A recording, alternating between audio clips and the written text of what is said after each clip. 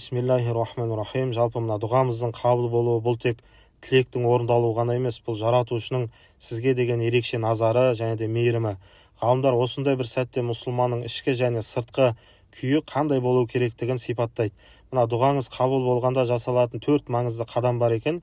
Ең бірінші шүкіршілік. Ғазалидің бір сөзі бар: нығмет келген кезде оны шүкіршілікпен байрамасаң, ол нығмет сенен қашып кетеді дейді. Немесе мына шүкір өткен нығметті сақтайды, ал келешек нығметті шақырады дейді. Сондықтан ең бірінші шүкіршілік. Тек тілмен шүкір деп қана айту қою жеткіліксіз. Шынайы шүкір сол сұрап алған нығметіңізді, ол ақша болсын, денсаулық болсын, жетістігіңіз болсын, Алла Тағаланың разы болатын істеріне қарай бағыттай алу.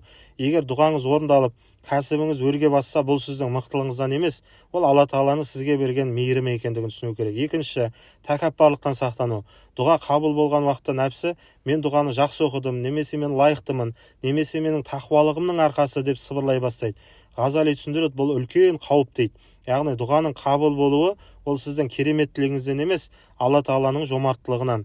Нағыз нығмет ол адамды кішіпейілетеді дейді. Осындай бір сәтте өзіңізді төмен ұстауымыз аса маңызды. Бұл мен үшін үлкен сынақ болуы мүмкін деген оймен нығметке асқақтамай төменнен қарай алуымыз маңызды. Үшінші, нығметті адал жолға жұмсай алу.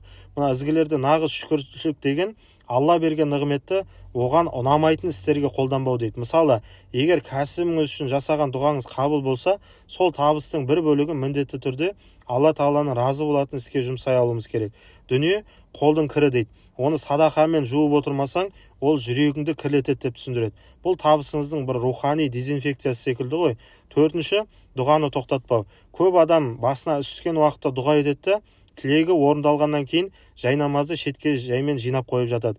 Ізгілердің кеңесі: кеңшілікте Алла Тағаланы танысаң, ол сені қиындықта таниды дейді. Яғни дұғаңыз қабыл болғаннан кейін құлшылығыңызды бұрынғыдан да арттырыңыз.